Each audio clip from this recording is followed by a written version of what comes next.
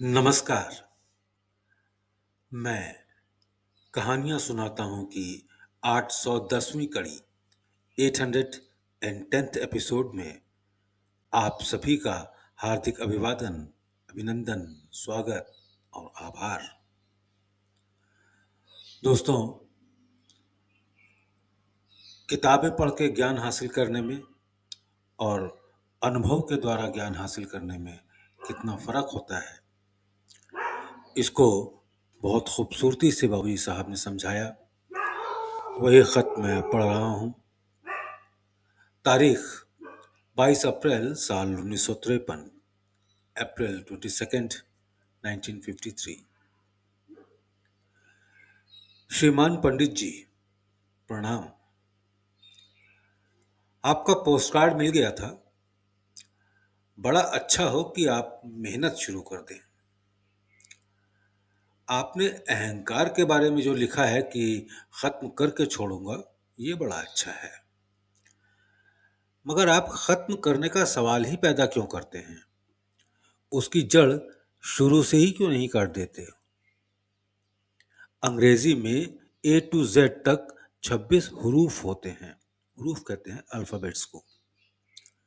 अंग्रेजी में ए to Z तक 26 हरूफ होते हैं और हर लफ्ज में यही बार बार आते हैं। अगर कोई शख्स ए टू जेड तक हरूफ लिख गया तो वो ये कहने का हकदार हो सकता है कि मैंने कुल लिटरेचर पढ़ लिया। मछली जो तालाब में रहती है और उसको बहुत बड़ी चीज समझती है, और अगर कहीं वो मछली समुद्र में डाल दी जाए या उसको समुद्र दिखला दिया जाए तो वो तालाब को एक महज विचार समुद्र के मुकाबले समझेगी। आपने शास्त्र पढ़े तो क्या आप ये कह सकते हैं कि आप लेखक से ज्यादा जानते हैं? क्या आपके सामने कोई आपसे ज्यादा आलिम आदमी नहीं आया? आलिम मीन्स पढ़ा लिखा, विद्वान। क्या आपके सामने कोई आपसे ज्यादा आलिम आदमी नहीं आया?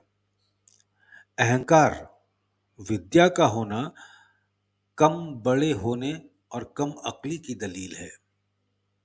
अहंकार विद्या का अहंकार विद्या का होना कम बड़े होने और कम अक्ली की दलील है। आपने ब्रह्म की तारीफ पढ़ी और लेक्चर भी दिए, मगर जब तक आप उसको रियलाइज नहीं कर पाए तब तक आपने उसको जाना ही क्या?